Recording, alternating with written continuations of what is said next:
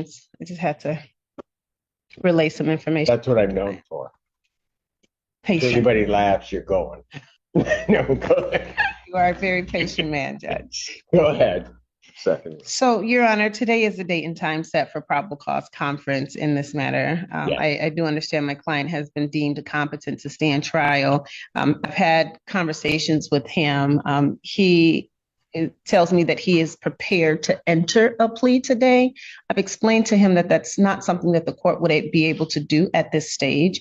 I've also explained to him that typically we would send this matter up to circuit court so that the sentencing judge will be able to properly enter his plea for him. He says that that's not something that he wishes to do. So I'm kind of at a crossroads at this point, Judge. I don't know. So, before we even hear another word from this courtroom, you need to understand what you're about to watch, because this is not a trial meltdown, not a dramatic outburst and procedural slow-motion train wreck, where one defendant is absolutely convinced the justice system should bend to his timeline, and reality refuses to cooperate. That we've got a defendant found competent to stand, a defense attorney who clearly understands the process, and a judge who is trying, painfully hard, to move this case forward the correct way. The twist?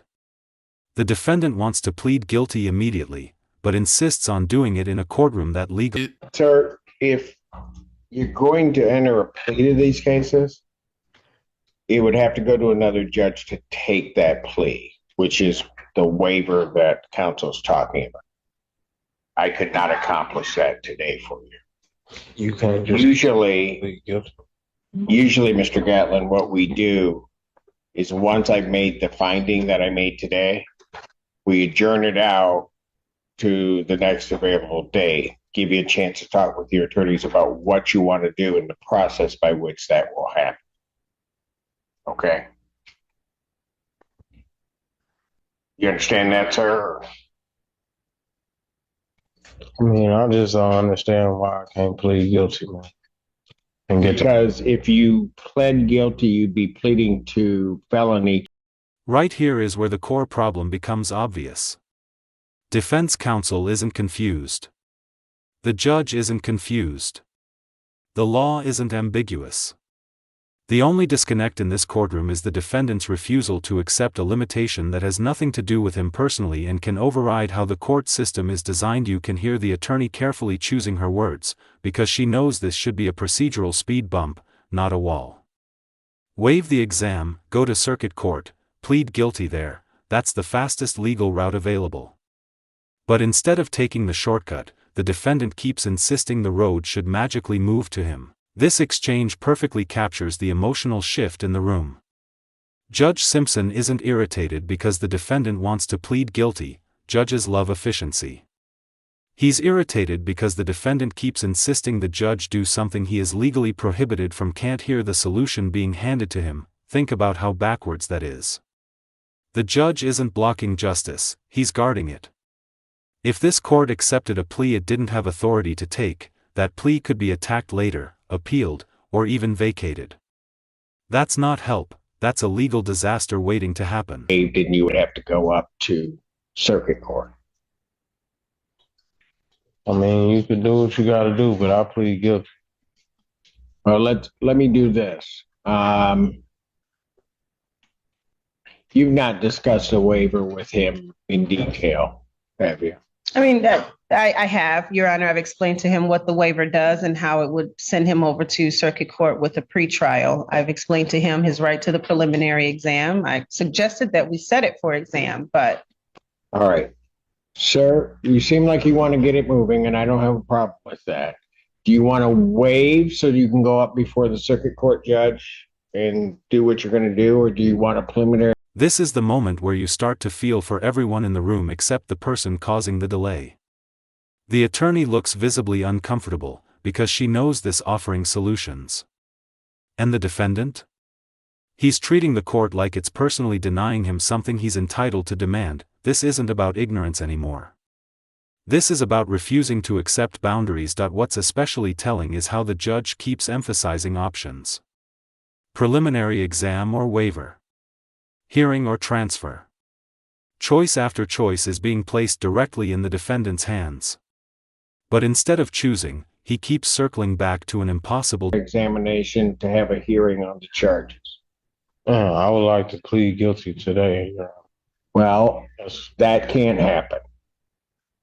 If you wish to plead guilty, I can get you, you would waive so that I can get you to a place where you can do that as soon as available. Is that what you want me to do? No, I would like for you to accept my guilty plea. Pardon?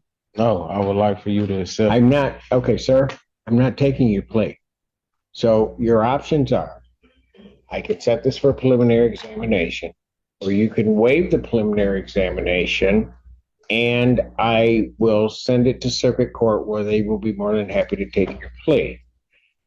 If you don't choose either one of those, as when someone is truly confused, they usually ask clarifying questions.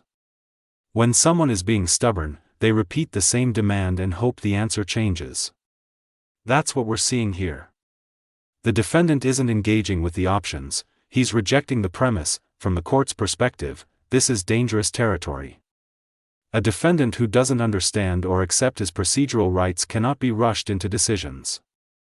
That's why the judge keeps slowing things down, even though it clearly frustrates him. Ironically, the person screaming, "I want this over now," is the only one preventing that from happening. This is the breaking point. When the defendant says he doesn't know if he can make a choice, the judge's role fundamentally changes. At that moment, the court is no longer dealing with I'm adjourning the proceeding, finding good cause to do so. So, sir, what is your choice?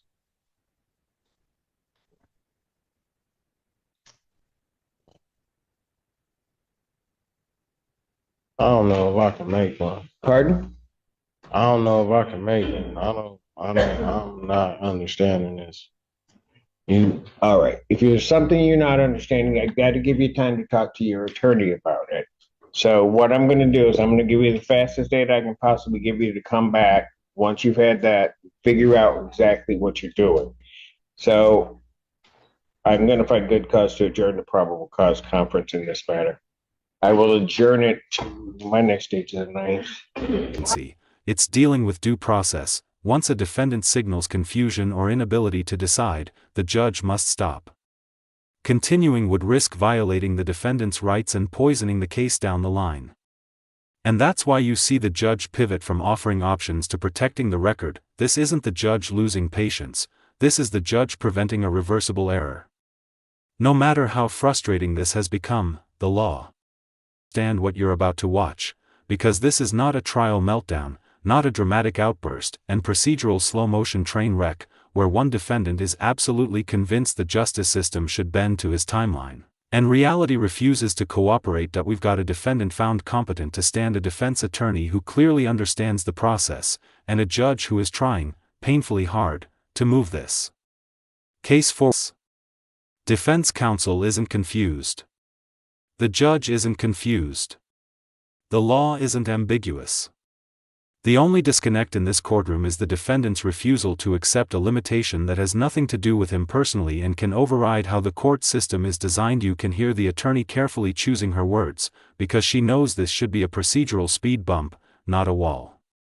Waive the exam, go to circuit court, plead guilty there, that's the fastest legal route available. But instead of taking the shortcut, the defendant keeps insisting